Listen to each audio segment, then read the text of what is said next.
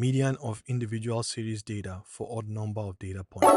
This is the data set of the number of clinic visits in the last year of a sample of 9 children in Zaria. This is an individual series data because each number here represents the data from one child. Let's find the median of this data. Remember that we said the median is a measure of central tendency that indicates the middle point of a data set. So our task here is simply to find the middle point. I call this method the quick method.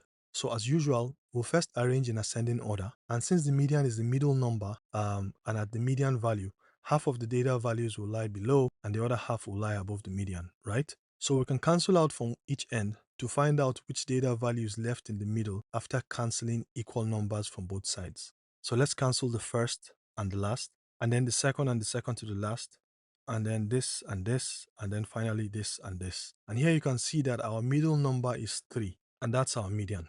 Awesome. So this is how to easily compute the median for individual series data. Now, if you've gained value with this video, consider subscribing to this YouTube channel and share this with your friends and colleagues to help them. Now, if you want to learn how to compute the mean for different series data, check out this video here. And for the mode, check out this other video right here. See you in the next video. And as always, thanks for watching.